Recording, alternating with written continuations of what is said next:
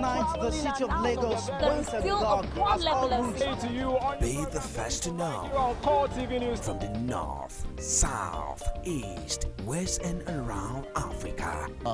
We break the news.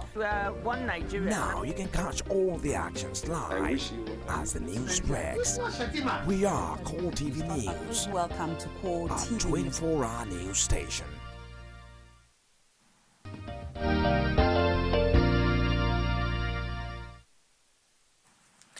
Beautiful Wednesday morning. Good morning to you, and thank you for joining us on Core Digest, your ultimate news and current affairs program exclusive to Core TV News here in Lagos. I am Nifebi Oguntoye. So excited to be here with you. Let's kickstart with the top stories making headlines on some of Nigerian newspapers. I've got the Vanguard, the Guardian, the Punch, as well as the Nation newspaper for review this morning, in case you're yet to see the front pages of the papers. We'll kickstart with the Vanguard. Arms deal will return Nigeria's $15 million soon, says South Africa. And the writers here says Nigeria is a brother, big political ally. That sounds good. But what has transpired between these two countries in recent times have not really shown that.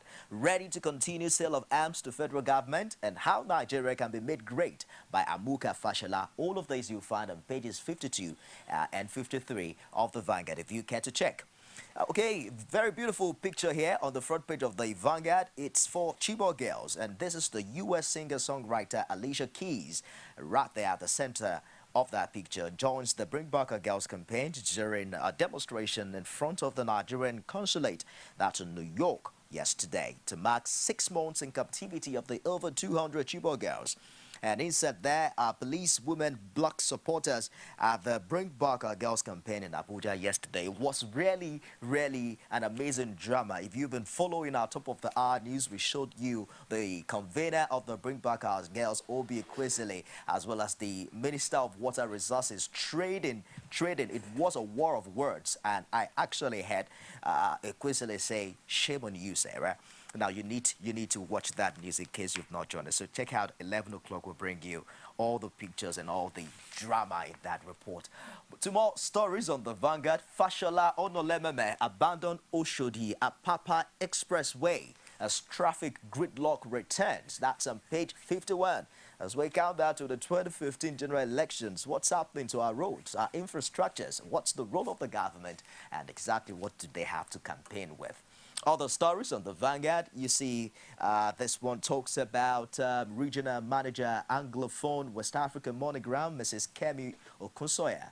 Of course, it was at the launch of the Nigeria's first outbound money transfer service of the UBA and Monogram in Lagos. That was on Monday. On the back page of the Vanguard for some sports there, Falcons show Eagles how to play. Of course, beating Zambia 6-0. We hope that the Super Eagles of Nigeria can take a cue from that as they play Sudan today. They have to win that game. As a matter of fact, to win every other of their games if they're going to have a chance to be a part of the forthcoming African Cup of Nations. Don't go from hero to zero. Pinnick tells Eagles. An Arsenal lead chase to sign $15 million in Minike. You might want to check out for more sports if you care for that on the Vanguard.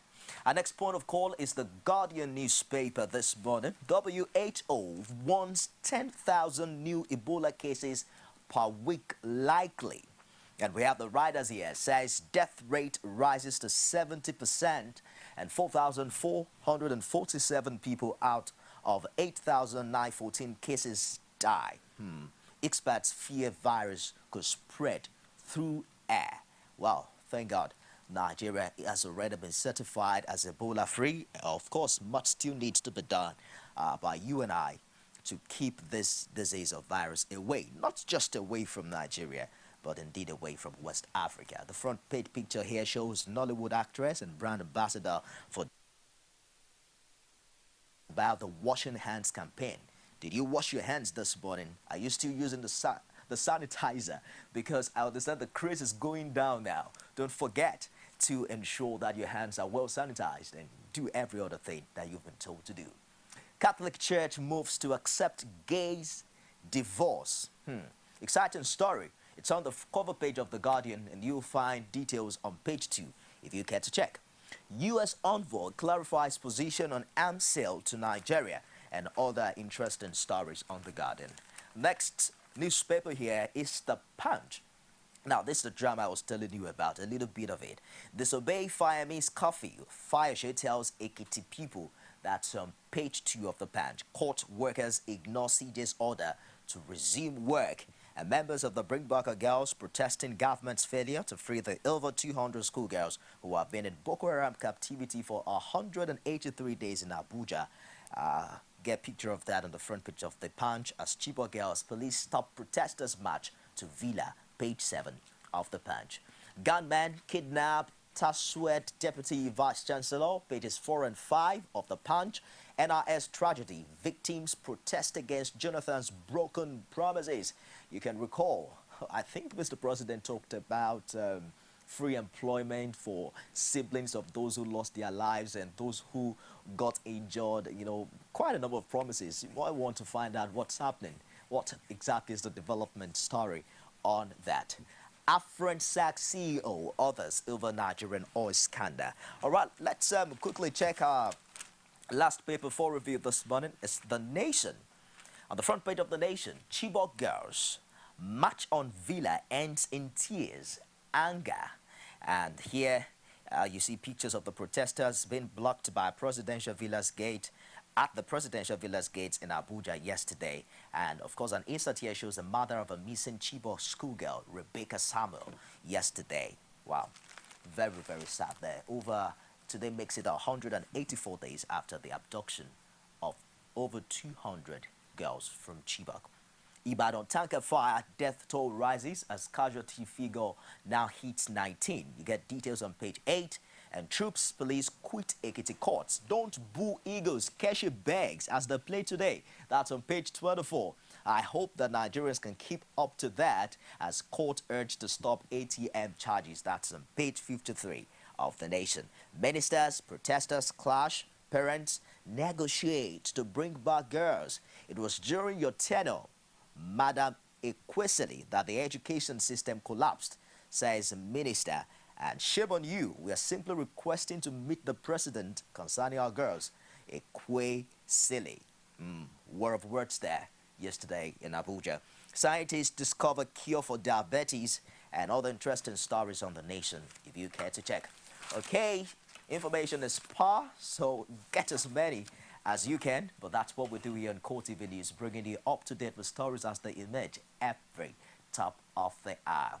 Now, are you aware that Nigerians are said to be one of the loudest, if not the loudest people on planet Earth? I mean, we speak so loud, just like, sounds like I'm screaming above my voice right now. Why? Noise pollution, of course. You probably had your generator on throughout the night, and wherever you are right now, possibly you're also using a generator. So Lagos state government also found out that it seems that our noise level is increasing and is becoming abnormal, and it's beginning to affect our well-being. Governor Fashola, of course, found out that we're getting to between 70 and 90 decibels. So there's a global measurement standard for finding out how much and how well we're doing as regards noise pollution. So today has been declared horn-free day. So I hope you're not using your horn and you don't intend to use it while you drive today. We'll bring you that report and we'll be back with more. Stick around.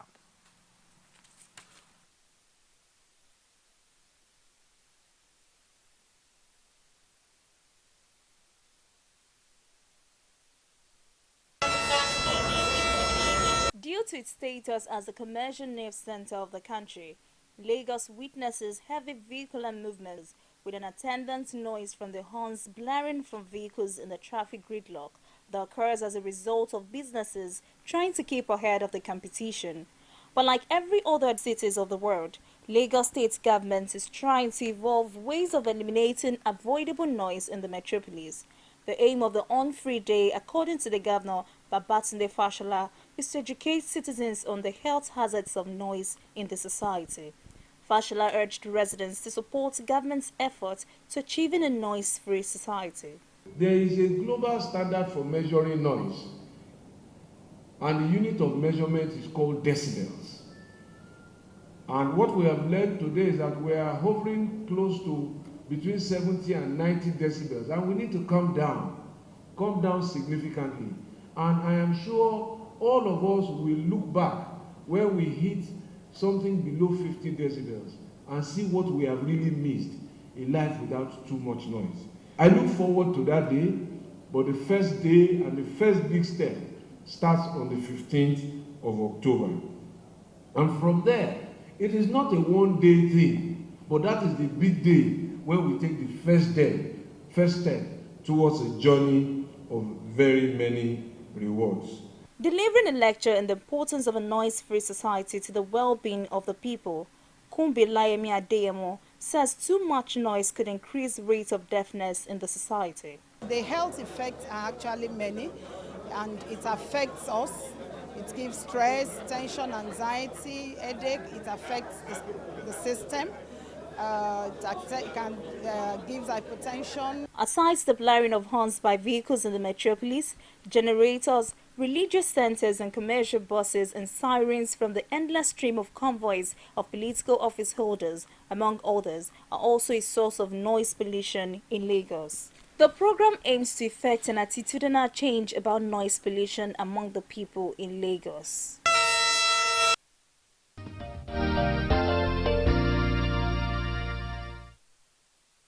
Lagos State mobilizes about 1,000 LASMA and VIO officials today to enforce the horn-free day. I'm not sure that will come with some penalties, but you too can do your bit by putting your hands off your horn, maybe for a while today, so we can reduce the noise pollution in our country. We'll be joined subsequently by a medical doctor who will tell us in details what the impact of this noise pollution is on the state of our health. Moving away from there now to our point of focus on Cold Digest this Wednesday. We're going to EKITI State. In less than 24 hours, we're hopeful on October 16 that we will have a new administration in EKITI. You recall June 21, EKITI governorship election, much hope dashed, of course, increased a lot of hope for the opposition party, where Ayodele Fayose won in 16 local governments of the land of honor.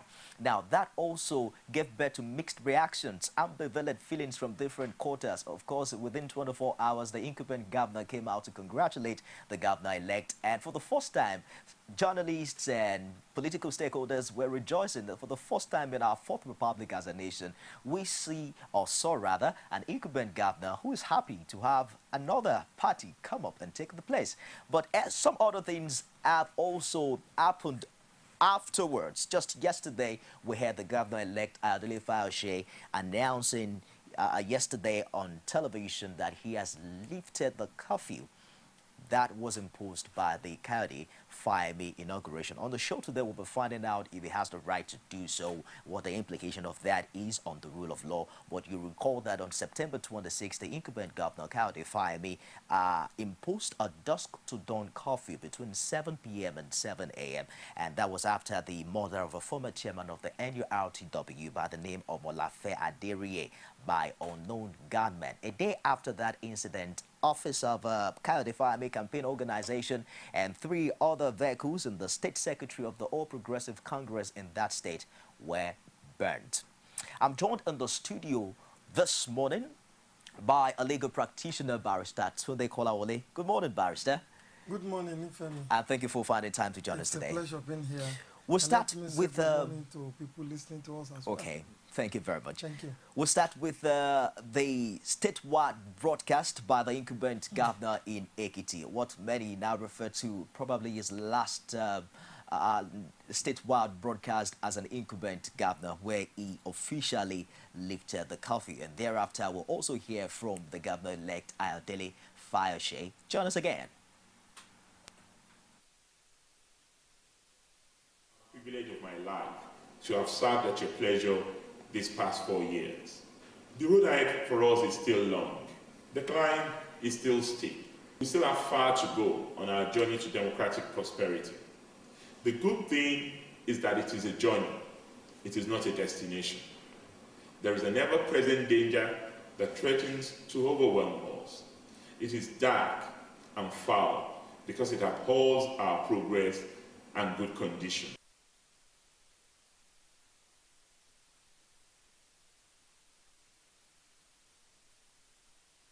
In the spirit of transition and in the light of the relative peace that has endured in the state capital, I hereby announce the lifting of the curfew hitherto imposed on the capital based on the advice of our security agencies. I urge all citizens and residents to conduct themselves peacefully and in accordance with the rule of law.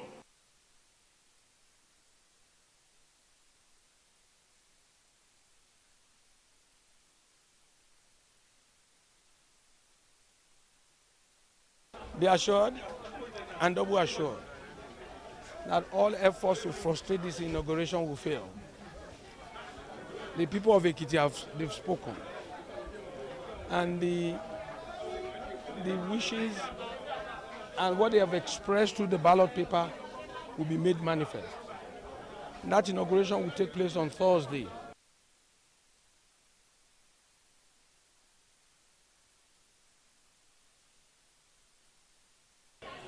All arrangements for the inauguration is on course. The committee, they've done a good job, and you will see the effect, the result, on Thursday. We are looking into a new beginning, and it's to bring about the best for our people.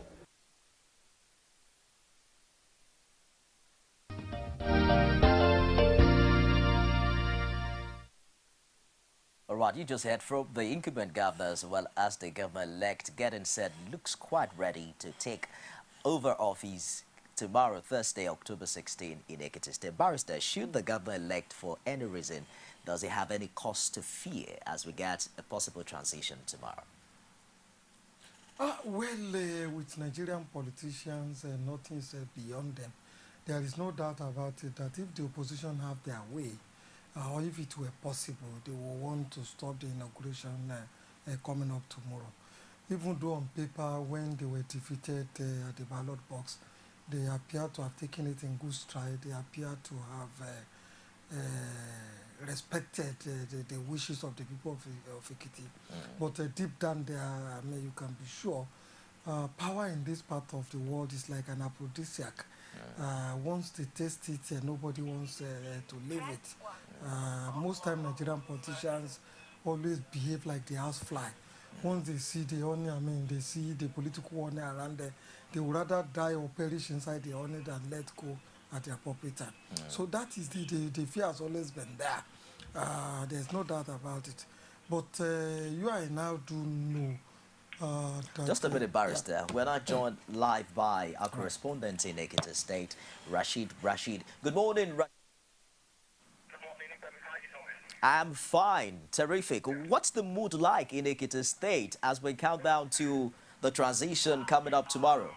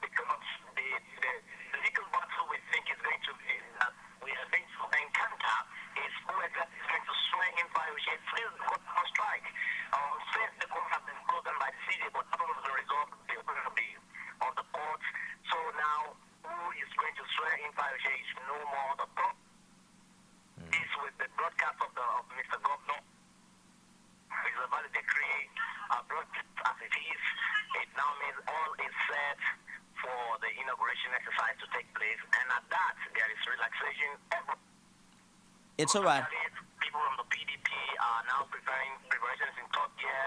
Okay. You know, the normal celebration mood is on the air from the side of the PDP, and even for the outgoing government, all is being done in order to have a seamless transition process. It's all right. Rashid, can you confirm what actually stalled the court case in Ado-Ekiti? Was it the presence of security officials or personnel at the court premises, or the strike action by the judicial workers? For everything raised, there are some basic facts, and the fact is that it is true that the NJC directed that the case should be heard. But as of the time when that directive was made, the court has been closed down by the Chief Justice of the state, Ayoda Amola. The court has just been opened the day before yesterday, and even after that, the judiciary workers are on strike. So there is no possibility. As of today now, this morning, the gates to the court have been opened. Fine for normal business activities to pick up, but judiciary workers are on strike. So whichever way it goes, one fact will be a hindrance to the other. Even if the judges are ready to sit, there are no staffers on ground to serve them. So, and at that, the court has just been reopened for business, which makes everything to be standstill for now, and that case is still unheard. okay, that means you are confirming to us that the court in Ado is not under siege by the military in response to the NJC order. Yesterday morning, the order for the reopening was made the day before yesterday. Yesterday morning, there are still some sketches of security personnel hovering around the court premises. But before noon, those securities vanished. The court remained closed throughout yesterday. But this morning, the gates to the court premises have been opened, and there are some flash of cars inside the court compound. But the strike of the judiciary workers, and not the only judiciary workers, the civil servants in the state have actually paralyzed any activity in the court. It's all right. Thank you very much, Rashid, for joining us. We'll get back to you as the issues arise. Yeah, thank you very much. Now, you heard that. Yeah, I did. Initially, it was hindrances from the military presence in the court, and now the judicial workers are on strike. It looks like that alternative from the judiciary is totally short. Yes, it is short. Honestly, I do not subscribe, and that's where I disagree with the incoming government, that our court could be used to cut to the transition that is taking place in Ekiti, or to stop the inauguration of the incoming governor. You see, our courts are not Father Christmas, and they are also very, very sensitive to the wishes and aspirations of the people. Now, see, if wishes are horses, they say beggars will lie. It is one thing to go to court and say, look, I want you to give me this, I want you to give me that. But the court will look at the evidence that you are putting before it arrives. So I am not too sure, even if that case had gone, if the thugs that invaded the court allowed the case to go on, that the court would have stopped the inauguration. I don't think any reasonable court in Nigeria will want to do that for any reasons. But you recall that the invasion actually took place shortly after the judge refused an application to set aside an order abridging the time for the PDP's candidate to file his defense in the case filed by two members of the E11. In your own legal opinion, how would you rate the decision of that judge? Yeah, you see, when you approach a court asking for an order or making a prayer, you must be able to convince the court on the reasons why. There must be, so to say, in the ordinary man's language, some justifications for your order. Because every step you take in talk, there are rules of court, and then there are also laws that guide these things.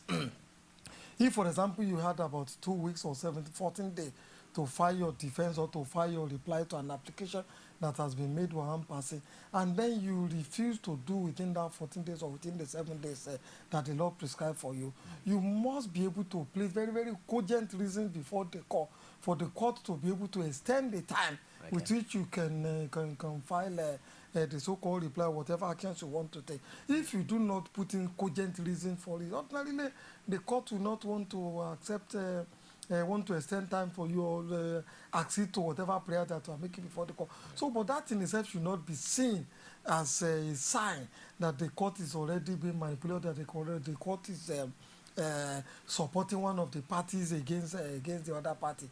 People should just have the patience to see through the due process in any given trial in the court of law. Because even if the court in Ekiti had taken a decision that does not favor the incoming government, of course the Court of Appeal is there, and then you also have the Supreme Court that can really reverse any of this decision. If that is just a court of first instance, and law-abiding citizens should have the patience to see through the entire gamut or the entire stages of a trial if they are before a court of competent jurisdiction.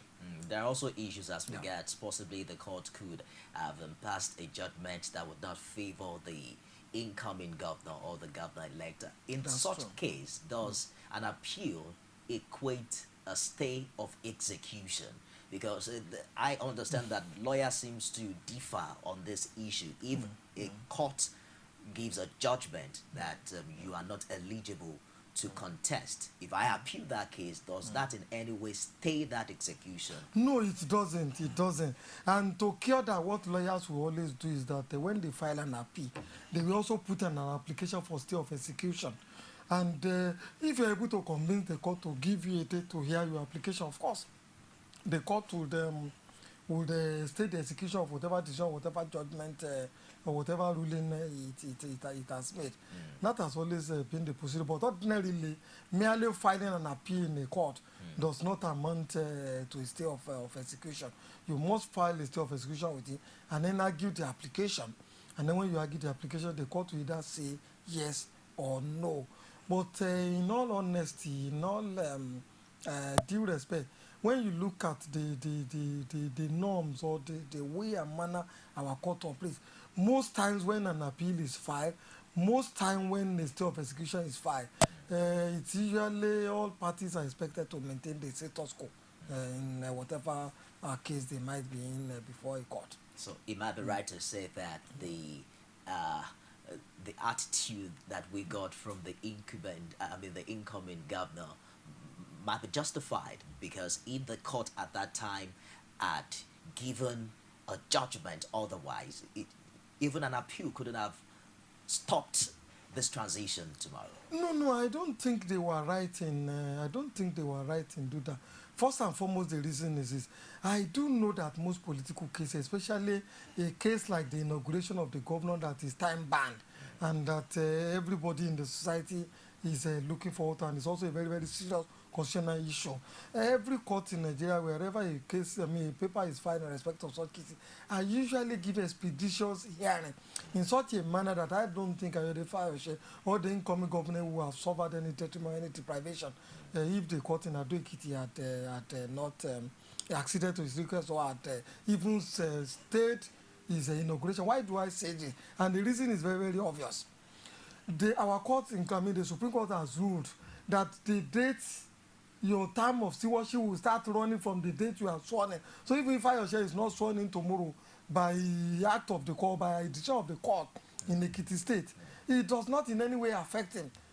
Even if he's not sworn in the next 1 year, his time will continue, will start running from the day his inauguration takes place. It's not a manner that he will still spend his 4 years without suffering any deprivation or detachment. And then it's also highly, very, very speculative for anybody to assume this is the decision that the court is going to give. You remember the Harvard professor, I've forgotten his name, who said, look, law is the prophecy of what the court will say. What that professor was just emphasizing is even the core letters of the law the law might say this, but you cannot be too sure. You cannot beat your chest that this is the direction in which the pendulum of justice will swing until the court actually says so, because a lot of variables come into whatever decisions that the court may take at the end of the day. They are not just looking at the core print of the law, they are also looking at precedents, and then even the mere behavior of parties in the court sometimes influence whatever decision the court is likely to take. So precedent is there, the law is there, even the overall health of the society is sometimes taken into consideration before the court makes its ruling. I'll give you a good example. Rotimi Amechi, the first time he came into power, did not contest any election. Okay. But the Supreme Court said they want to check the exercises of the Nigerian politician and gave that ruling that immediately he won the primaries. The court will presume that he was the person that contested that election, because what the INEC and the parties do recognize when they are contesting election is the party and not individual. And you and I do know that the party logos and all that is reflected on the ballot boxes that people thumbprint when they go to the ballot box. So Fayose was too hasty in his conclusion to believe that because these people filed those papers in court, and because one or two of his applications have been rejected, then automatically the decision of that court is not likely to favor him. I think that is highly speculative. Given the conditions that removed Fayose from office while he was governor, and several other issues, you know, that has related to the judiciary, shouldn't we also be talking about the importance for the Nigerian judiciary to be truly independent? Because there is this opinion that attorney generals are pro-government, and then whatever the executive asks them to do seems to be, you know, what is being done. How relevant is that school of thought in all of these issues? Well, there is no doubt that the mode of appointing an attorney general has a lot of role to play in the influences that they do bring to bear on the judicial process entirely in the country. I will give you one or two examples. Okay. When we had HANDOVER there, he saw himself just as a lapdog of the government in power, and especially of Mr. President. He never saw himself as the chief law officer of the state, never saw himself as just a minute, Barrister. We're now being joined by the former Attorney General of EKITI State, and of course former Commissioner for Justice, and is also a member of the PDP Transition Committee. Good morning. How are you, sir? I'm fine. Owoseni Ajayi, thank you for joining us on Call Digest this morning. Yeah, it's a pleasure to talk to you. The last time you were here, you told us about the conditions of the Transition Committee. What exactly is the situation now, less than 24 hours to the inauguration of a new administration in EKITI? Yes, the truth now is that the outgoing administration is not cooperating with us at all towards the transition. Even the governor-elect communicated to the outgoing governor about a week ago about the usage of the government house premises for one of the events. And they have got refused promptly that it's not going to allow the usage of that particular grant within the government house. And when the governor-elect was persisting, he said, okay, you can write a letter to the PS, to the permanent secretary, cabinet office, seeking for permission. And then we had to go and make alternative use for that particular program now, somewhere in the state, after the crucial block. No communication with us, no financial contribution. They are not even talking to us at all. Are you saying... We are just doing the virtual program below. Okay, are you saying categorically now that there has not been a meeting, there has not been a time whereby the PDP team and the APC team have come together to discuss? Up to this morning, as I'm talking to, up to this morning, as I'm talking to, the outgoing government has refused to have any dialogue, any communication with us. And I'm speaking authoritatively. And the governor-elect, where he was addressing the people of the state yesterday, on the channels of NTA and that of Progress Radio of it, specifically made reference to it, that they called the outgoing governor about the usage, about the need to cooperate with and that he refusing.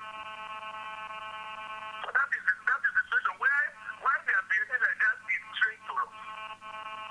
But what do we expect? We are all linkages of the state. Okay. Outgoing government, incoming government, we are all linkages of the state. We speak the same dialect, whether you are in APC or you are in PDP. We are one. So we can't understand this antagonism. We can't understand it. But can you confirm that the Chief Judge of EKITI will be there tomorrow to administer the inauguration? As far as I'm concerned, he has no choice because it is his statutory function. Section 185(2) of the Constitution of the Federal Republic of Nigeria provides that if Chief Court of Appeal, customary Court of Appeal, or the Grand Council of the Sharia Court of Appeal shall swear the governor, the government. We don't have the president of the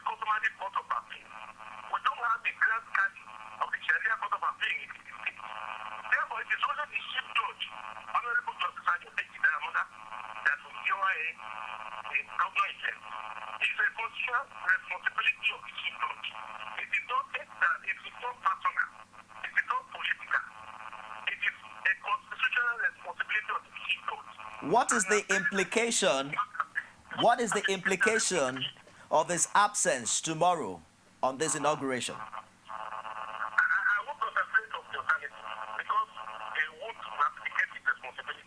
Because my Lord the Chief Judge knows the implication of doing that. It's all right. Let me quickly take you up on other issues. Yesterday, the governor-elect announced on television that he has lifted the curfew imposed by the Fayemi-led administration. Do you think, as a legal practitioner, that he has the right to do so? Let me give you a background to actual business needs that the governor is there. The outgoing governor has imposed this curfew now for the past 3 weeks, bringing on total hardship on the economy of the state and the citizens of the state. He has not spoken to the people of the state in respect of that curfew, even when there was no need to sustain it. And now, this is the week of the inauguration. Many people are coming from outside the state to participate in the inauguration. Owusheni Ajayi, you have not answered my question. I'm asking, do you think he has the legal right? And the governor is not saying anything about it.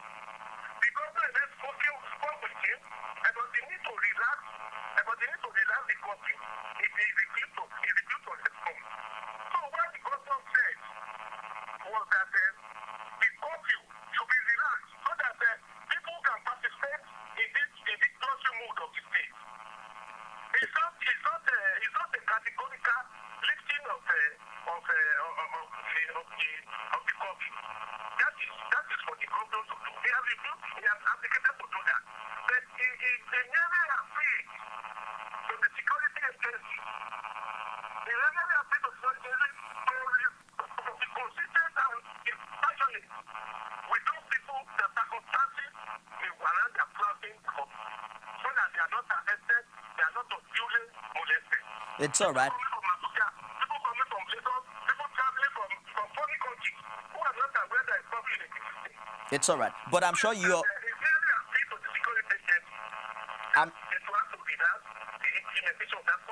It's all right. It's all right.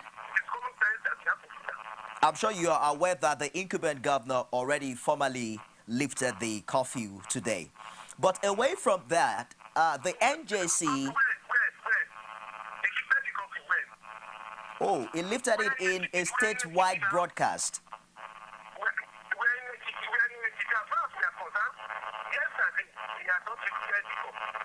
I am telling you now categorically that it's been lifted this morning in a statewide broadcast.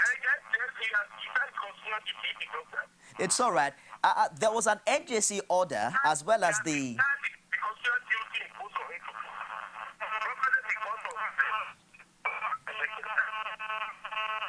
There was an NJC order, Owusheni Ajayi.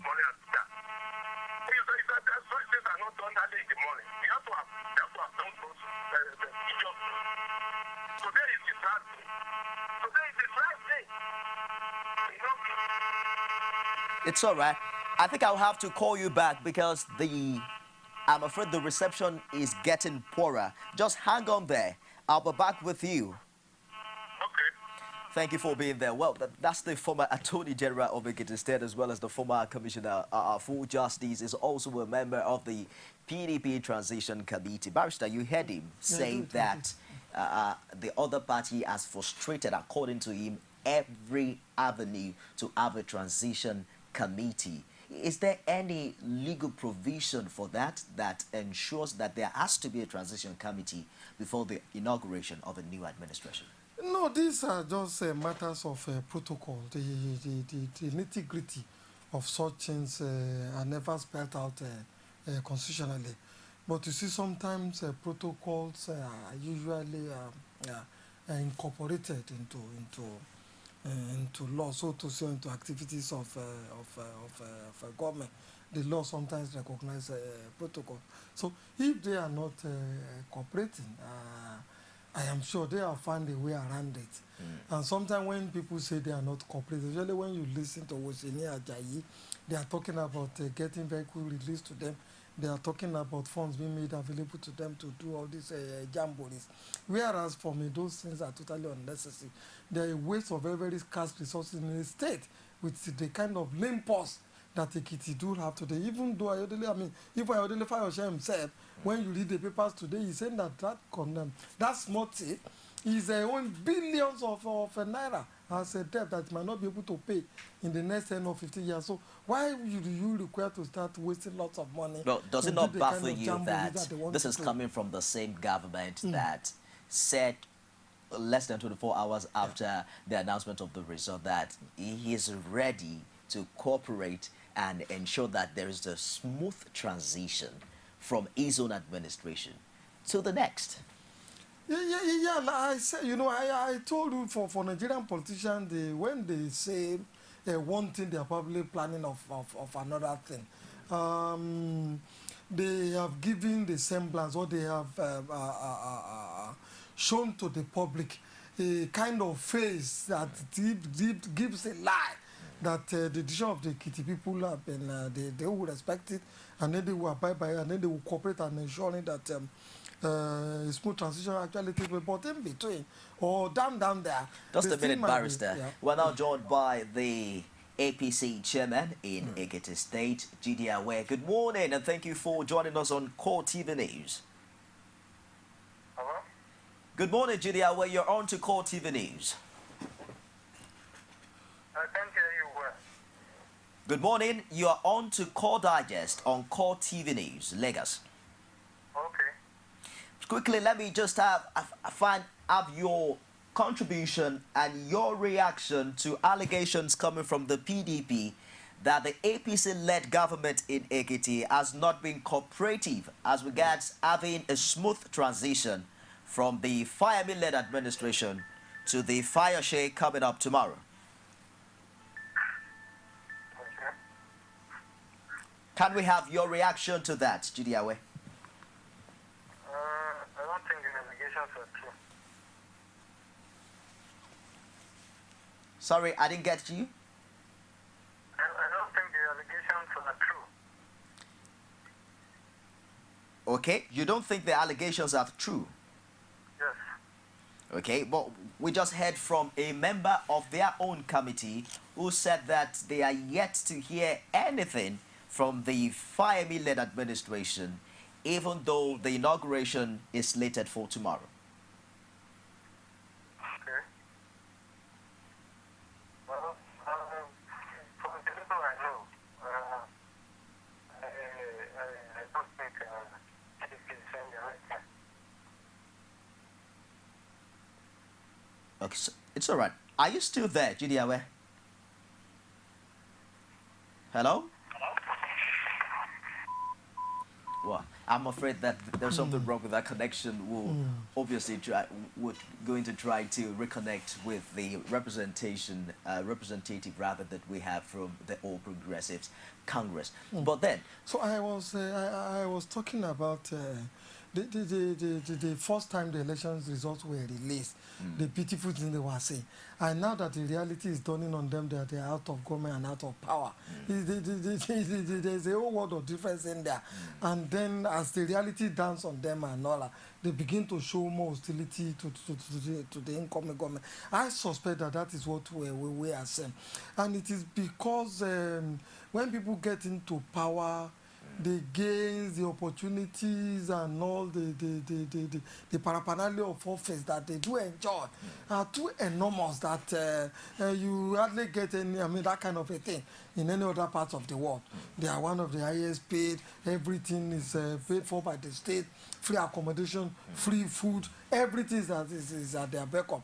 So because of this thing, sometimes you find that when people are getting out of power, they can sometimes be very, very hostile to the incoming government. But beyond all of that now, I also asked him about if he think the governor-elect, I'm talking about Owoseni Ajayi, if the governor-elect had the right to have lifted the curfew. yesterday. What's your legal No, perception absolutely, it of doesn't that? have such right, and also it doesn't have that power under the law. I read some of the interview that Fayose gave, especially lifting the coffee that he has met with the army people in EKITI State, with the police, the state security services and all that, and they have taken the decision that the coffee should be lifted. I don't know under what authority is making such pronouncement, under what authority is deriving such powers, but these are some of the high-handed things that we see with some of these politicians. Sometimes they behave like soldiers. They have forgotten that they are governed by the rule of law and the core letters of the Nigerian Constitution. I was shocked when I read all those things that he was saying. I don't think the law will find for him on those grounds. It's all right. Well, the lifting of the curfew, of course, formally now has been declared by the governor, the incumbent governor of Ekiti, who obviously said it's in a bid the advice from security officials in the state, and of course, I believe in preparation for the handing over tomorrow. We also talked about Gideawe is back online with us. Hello, Gideawe, are you there? Hello, are you there? Hello, are you there? Okay, we're going to keep trying to see if we can get opinions from the APC-led government in Ekiti and find out what exactly is going on there. But there are also fears now. If the incumbent government is not cooperating as regards the transition, committee that was earlier inaugurated, I asked Oshini Ajayi what will be the implication if the chief judge is not to be present tomorrow. Yeah, like the PDP man said, it's the constitutional responsibility of the chief judge of Ekiti State to preside over the ceremonies, the inauguration ceremony. I mean, the taking of oath of office that is going to take place tomorrow. But the issue is which is I consider very, very fundamental. Will the CJ feel safe in that kind of environment in which the PDP are going to be dominant? He probably could get there tomorrow and then people will begin to boo him. He probably will get there tomorrow and then people will begin to, because even the incoming governor himself has said that he doesn't have confidence. I believe that we have Gideawe back online. Hello, how are you there?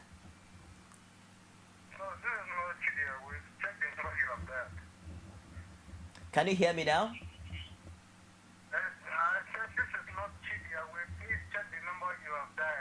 Oh.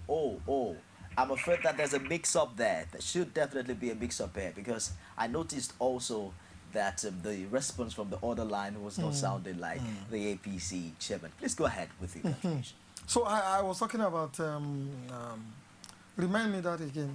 Yeah, we're talking about whether the CJ will feel safe whether in so the if the CJ, for example, feels that it's not safe if he goes to that ceremony to conduct the swearing ceremony and all that, will it still be right for him to go to such a function and say he wants to conduct it? I don't think so. And that is why the actions and utterances of Mr. Fayose to me was not diplomatic enough. You very well know that the judiciary have a very, very important role to play in your inauguration, and yet you demonstrated that kind of attitude to the judiciary. I'm sorry to say, if I were the CJ tomorrow, I would be reluctant to go to that ceremony to conduct the swearing and the taking of oath of office ceremony, because I wouldn't feel safe in that kind of environment. But can it be confirmed yet if the government-elect was actually directly involved in the menace that was experienced in? Yeah, I read the report the CJ wrote to the National Judicial Council, and he specifically mentioned that there were 2 attacks on the court, and he said that the incoming governor actually led one of the attacks. I also listened to Mr. Ayode Fayose when he gave a press, he addressed the press on the crisis regarding the attacks on the court and all that, and he specifically said that he doesn't have confidence in the judge that was trying the case of the E11 as well as the Chief Judge of Ekiti State. So if he doesn't have confidence in him, and a lot of people would have listened to that his press statement or heard him on the electronic media, they will also have seen his body language and all that. His supporters may probably tomorrow not make that place conducive for the CJ to actually do his work. So even it may be a constitutional responsibility, but they might also have a right to make sure that his life is not under any threat or threatened by whatever it is. When you are alive, that you do have the opportunity to conduct your constitutional duties. Should be CJ be scared of his life? What's the role of the security enforcement agencies? Beautiful question, Nifemi. Beautiful question, Nifemi. The police were also there when the hoodlums went and ransacked the court. They turned a blind eye and a deaf ear to the activities of the thugs. And that is not the form. I mean, that's probably the second time it was happening in the Ekiti State. You and I do know that if people try to invade the sanctuary of the court and other, the police who want security in there, the law gives them the right and all the authority to actually fire and kill whoever want to invade the sanctuary of the court for whatever reason. But they turn the blind eye and the deaf ear to all those things. So what is the possibility that tomorrow too these people will not do the same thing if the CJ go ahead to conduct the inauguration to do the oath-taking ceremony? And you also read in the paper today how Mr. Fayose said he has been discussing with the army, with the police and all that. It is the responsibility of the incumbent governor until he hands over the power, the power to Mr. Fayose. That all the security ought to be made by incumbent governor who is handing over to it, and not him talking to the army, talking to the police and talking to the state security official as regards how tomorrow's activity should be conducted. It's all right. But beyond all of that now, we're looking at a situation where obviously there is no transition committee at work. You know, and one of the challenges we've also discussed on this platform is the challenge of continuity in government. What does this portend for continuity in the jobs done by the former administration? We saw in the, the remaining days of Fayemi's administration, he was there inaugurating, projects here and there. If there is no transition committee, what does this portend for continuity in governance? No, I don't think it will affect it badly. I suspect that Fayemi is going to leave some handing over notes in which he will detail and chronicle his activities, both in terms of liability and the assets that he's leaving behind. You and I also note that the permanent secretaries are the administrative head of all the different ministries. Even if Fayemi walks away without leaving a handover note and other, the permanent secretaries will always be there to give the incoming governor the full briefing and full details of all the activities of government. I don't think it should be a very serious interest.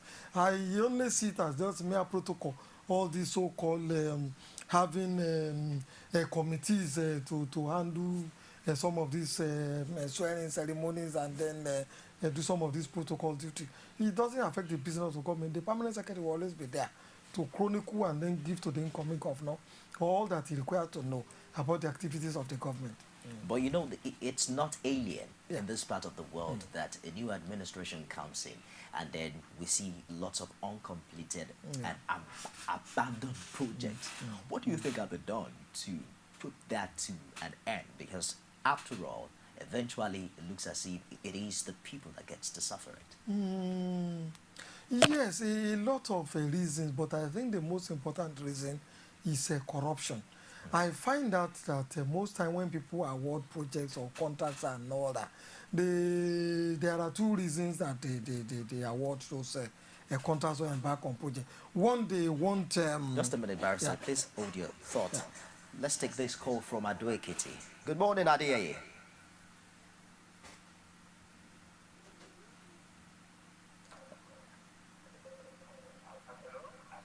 Okay. I'm sorry, we can't take Adeye's call now. We're now being joined by Judy Awe, the APC chairman in EKITI. Good morning. Good morning. You're on to Core TV News. Are you there? Oh, I'm afraid we lost that. Quite some challenges with the phone network this morning, but keep trying if you intend to call us and endeavor to turn down the volume of your TV set while you do such. Please go ahead with the country. So as I was saying, when government embarks on projects in this part of the world, there are probably 2 or 3 reasons why they embark on it. First and foremost, they will tell you and that they want to improve the lot of their people. they want to put the dividend of democracy on the tables of the people. The second one is that they want the people to be able to clap for them, or to be seen to be doing certain activities. Hello, Julia, where you're on to Core TV News live in Lagos. Hello? Good morning, you're on to Core TV News live in Lagos. Are you there? Are you there? Okay, back in our studios, Barrister. The third reason is corruption. Once they award those projects and all that, they take a lot of kickback from it and then do all sorts of malfeasance and all that. So when a new government is coming into power and all that, they don't want to continue the project because there will be no kickback again to take from the contractor. So they will abandon it and rather embark on their own fresh project in which they would award the contract and then take the kickbacks from it. That is basically 50% of the reasons why you find there are a lot of abandoned projects all over the place. If not, a government that has foresight will know that those projects were not embarked upon for merely cosmetic purposes. They were embarked upon to be able to make a difference in the lives of the people. So why would you not complete it? Why do you need to embark on very fresh projects when these old ones have not been completed? So it's basically a challenge of corruption. And until we find a way around those things and other, we will continue to have all sorts of abandoned projects all over the place. We'll take a break now on Core Digest, and when we come back, we'll find out more on preparations and developments ahead. EKITI handover, October 26, less than 24 hours away. Stick around, don't go away. Glad to have you join us on another edition of The Political Arena, the most detailed and incisive political show.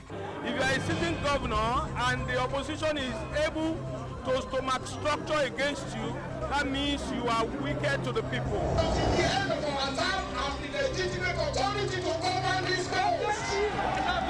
They gave me 20 minutes to move or they will shoot me. He has no chance for survival. If he likes himself, this is the best time to get out before he perishes.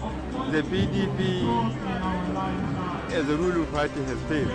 So anybody who thinks that government will fold his hands and allow miscreants to take over the streets of Osun State and cause havoc is deceiving himself.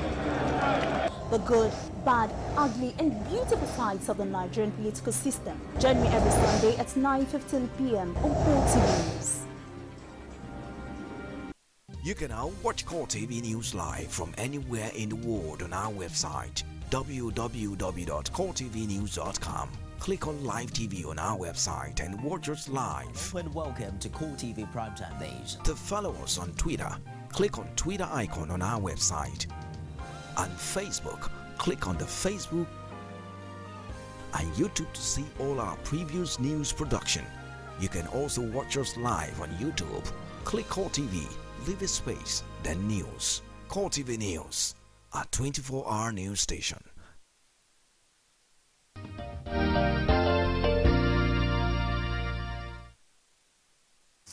Thanks for joining us again. It's Core Digest, exclusive to Core TV News, as we bring you updates on the EKITI handover.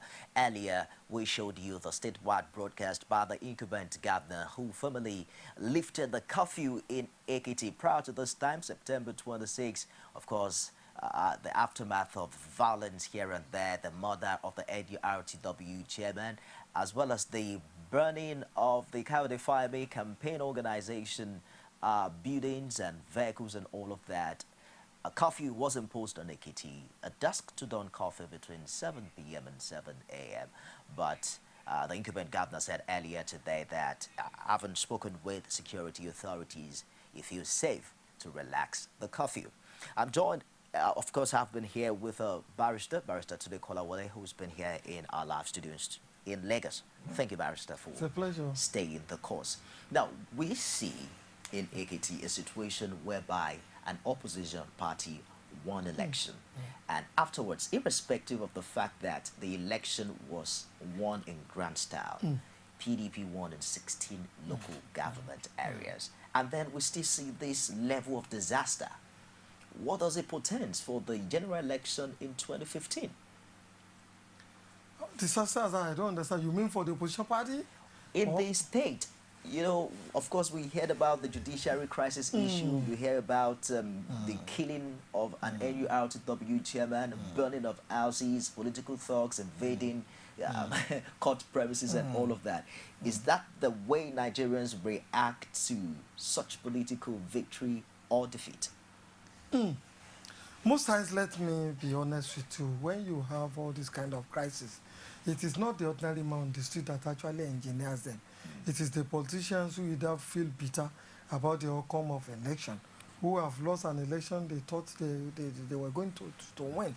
I suspect, or I have the fear, just like you do entertain too, that if, for example, the opposition party don't win the election in 2015, we might be facing very, very enormous crisis in our hands. And that would not be the first time that would happen. The other angle to it is if the election is also rigged, the possibilities are there that we're also going to face very, very serious crisis. I'll give you an example. In the old Ondo State, when the election was allegedly rigged in favor of one Chief Akinomo, when Chief Adekuna Jackson was governor and another, you are now saw the reaction of the people of EKITI and Ondo. They used to be one state at that period in time. There was massive uproar. There was massive crisis. There were massive riots all over the place in which a lot of very prominent citizens were killed in those places. And ever since then, there has been a kind of antagonism between the people of Ondo State and then the people of EKITI State. And that sometimes explains the reason why most times the people of EKITI State have not been voting in the direction in which the mainstream Yorubas have been voting. That explains part of the reason why people like Ayode Fayose using the PDP as a platform have been winning this election, because the sympathy has continued to be there for people like Chief Akinomo. He left the mainstream Yoruba politics to join the conservative northern political establishment at that period in time. And that is the direction in which most of the politicians from EKITI State have been following ever since then. So there's no doubt about it that if the elections were rigged in 2015, we might be having a very serious crisis in our hand. If the opposition also wins, when you look at the attitude of the average Nigerian politician, really has manifested in what is happening in EKITI State today, the possibilities are there that the country might be in for very, very serious challenges. In 2015, we heard about the North crisis, you know, in 2011 rather, after the election. What role should politicians play? Because there are these, in recent times we've heard about the menace caused by political thugs. What role should dominant politicians play as we count down to another general election in order to avoid violence? Look, Nifemi, it's not an ethical issue. It's not a moral issue. If you begin to preach morals and ethics to the average Nigerian politician, and the environment, the political environment, remain what it is, you are not likely to get a very, very good result. Why do I say this? So long as the reward for political offices remain as high and as lucrative as it is today, all manners of people who want to take whatever steps and make whatever efforts to be able to get to get a political power. My take will be, or my recommendations will be that we should make these political offices less lucrative at the state level, at the federal level, at the local government level. Not just in terms of salary, but also in terms of the perquisition of office. You find almost 70% of the resources of the state is now being used to service politicians, whereas it should be the other way around. I was reading not too long ago, somebody like Bill Clinton, who has been American president about 8 years, never even had a house as at the time he left office. He now has to start giving lectures, writing books with which to be able to raise money, to be able to buy a house that is living. But look at the average Nigerian politician. Immediately become councillor, immediately become House of Rep members and another, immediately become governors and another. They never come out poorer. They become multi-millionaires overnight. And we're sorry to say that we also, you and I do know, even using Ayode Fayose as an example, we know what he was worth before he became governor. And you and I do know what he's worth today. So these are very, very serious challenges. Let's take this call from Kano. Good morning, Abubakar Adamu. Hello, good morning. Are you there?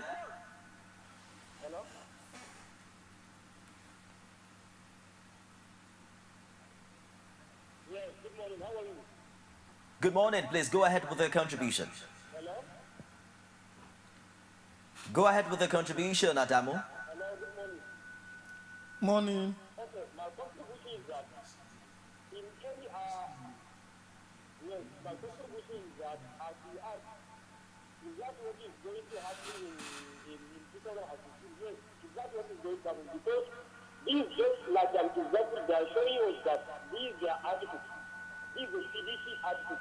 That anywhere, if they are not the one that will win, they are going to either collect by force or they are going to be arresting people, detaining people.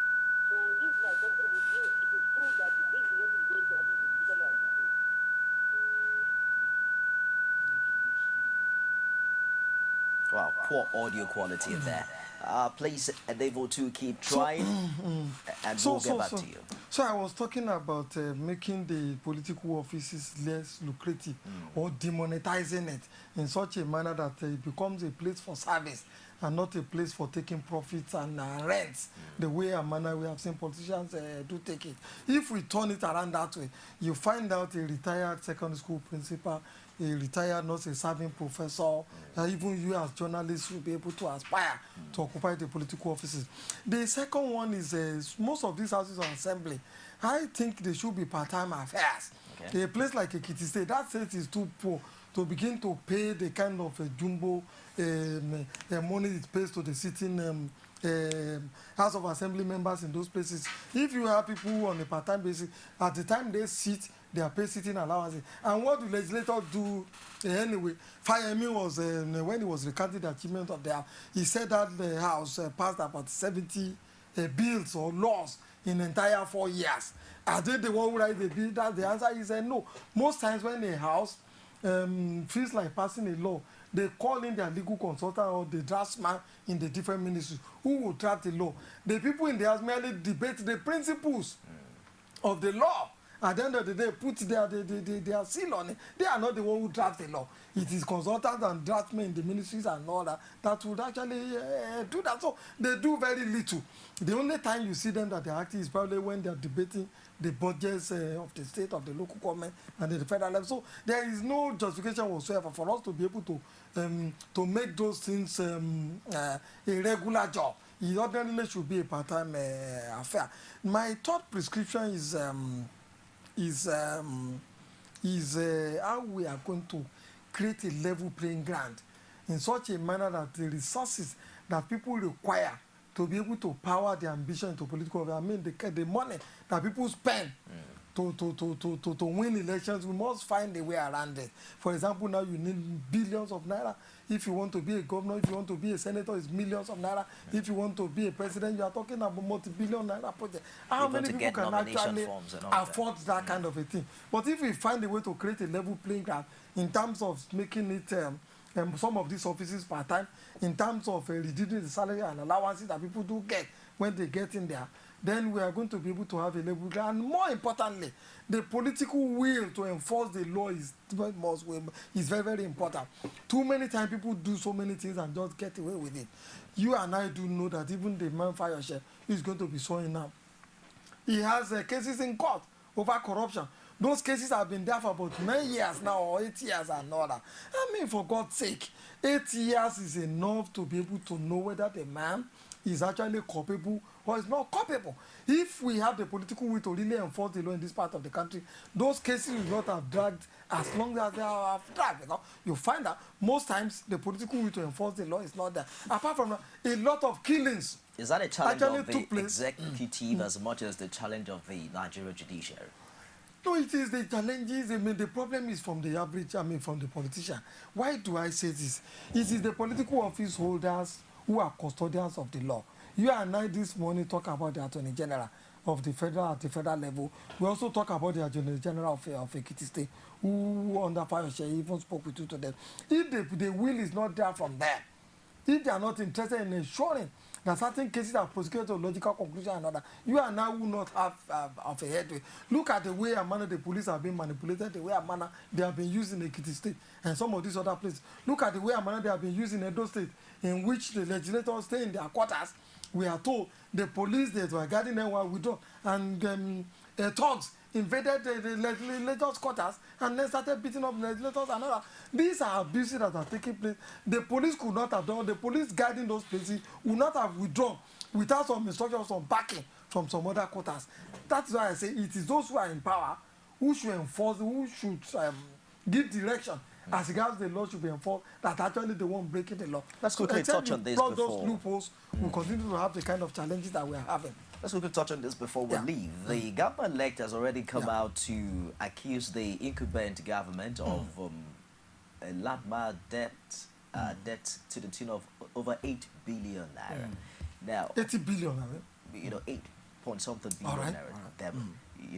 You know, thereabout. But many are also asking if this is not going to be an excuse for, you know, great performances from the incoming governor, because we're already hearing issues like he might not even be able to pay all the debt, you know, while he's in office. Should this, no matter how huge the debt is, should it be a major challenge for the incoming administration? No, I must say I agree with Mr. Fayosha, and I want to side with him on the who's and cries or the apprehension he has raised as regards EKITI State. When you look at the monthly internally generated revenue from EKITI State, and you also look at what they get from the federal level, you find out that state ought not to have embarked on the kind of loan that it had been taking. That does not show any prudence on the part of Governor Fayemi, as far as I'm concerned. Also look at the judicial workers. Today they are on strike because their salary has not been paid for 2 months. Before that election, you also recollect some civil servants on strike, and that affected pensioners are not being paid. And what is the reason for this? You find out, I'm sorry to use the word, most of the ACN governors are playing to the gallery. Playing to the gallery in the sense, in the terms of the kind of project they're executing in most of these places. For example, all of them want to build mega schools. If a state like Lagos State is building mega schools, I think they have an excuse, because there are no more lands in Lagos State which you can be building Muslim schools all over the place. But where is the shortage of land that EKITI State and Osun State required to be building mega schools? And researches have also shown all over the world that children or students in mega schools are always very, very difficult to control. So high rate of dropout, high rate of indiscipline and legalism in most of those places. And that the performance of children in mega schools all over the world have never been anything to write home about. So, but they all copy this.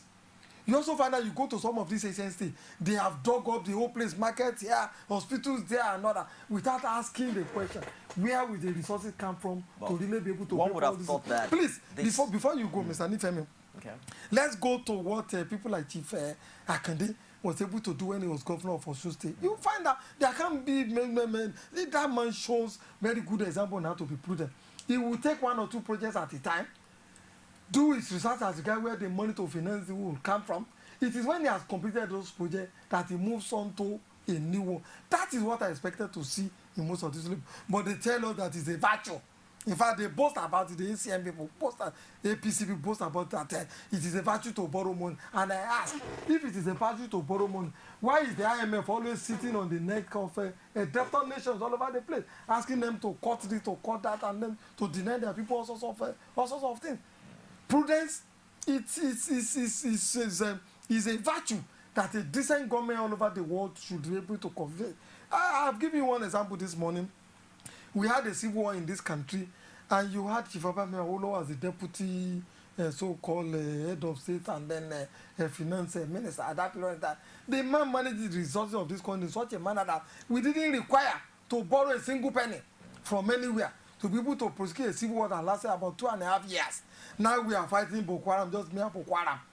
And then we're going to all over the place to borrow money and then doing money laundering just because we want to buy. One would have thought that. So I think I identify yourself is right to say that the debt portfolio in EKITI State is going to cripple his government and might not make him achieve whatever target he wants to achieve. In fact, if he has to be paying those debts, I foresee that he might not be able to do as much as he would have wanted to do. And the possibilities are that I identify yourself will repudiate most of those they will not want to pay them if he wants to make impact politically. But one would have thought that the House of Assembly has that responsibility of sitting to find out whether these debts are viable or not. Do you think that a state governor could have just kept borrowing money at the detriment of the welfare of the people? Yeah, that is the tragedy. You see, when the people conceived the democracy and the constitution that we are using today conceived it, you find that they put in checks and balances all over the place. You have the executive, you have the judiciary, you have the legislature. All these different arms of government are supposed to serve as checks and balances on each other. But you will find that in most of these places, the assemblies in all these places and other have become mere rubber stamp for the executive arm of government. In fact, the judiciary too, they want to suppress the judiciary. They want to bring the judiciary under their armpit too. But it's the resistance from the judiciary that have made this almost impossible. And where the judiciary does not kowtow, then they resort to legalism, the kind of thing that we saw in the case where they go violent and then they begin to attack the cause. And also, the checks and balances are not there. The House Assembly are just mere rubber stamp. Otherwise, they would have been able to ask the right question. Are these borrowing justified? What are the projects that you require this money for? Can't we look internally to be able to? Is this project actually important? Is it necessary in the lives of the people? The answer is no. I'll give you an example. Firemen went buying laptops and all sorts of things for secondary school children. For me, that is not a project that is too important. I would rather want to see him build, modernize all the libraries. I say that the use of technology, the use of computers is not important for the. I am not saying it is not important. It is the way and manner they have embarked. What is the use of a laptop to a school that does not have laboratories? What is the use of laptop to a school that does not have a decent library? What is the use of laptop to a school that does not have an information center? If they have modernized the libraries in those places, modernize them to become an information center, put computers in there, put all sorts of facilities in that, you will not be required to start buying a laptop for I believe that we have some other time to discuss extensively on that. To the caller, Wale, thank you for further time to join us. It's a pleasure being here on Call Digest this Wednesday. Well, everyone is waiting to see. The world waits patiently for the 16th of October 2014. Just less than 24 hours to this time. Of course, we heard earlier from the former Attorney General of EKITI State, who happens to be a member of the PDP transition team, who said not much is being done in collaboration on the part of the incumbent government, and we are hopeful that everything will go smoothly tomorrow. Thank you very much for watching. Call Digest continues tomorrow. I am Nifemi Oguntoye. Glad to have you join us on another edition of The Political Arena, the most detailed and incisive political show. If you are a sitting governor and the opposition is able to stomach structure against you, that means you are wicked to the people.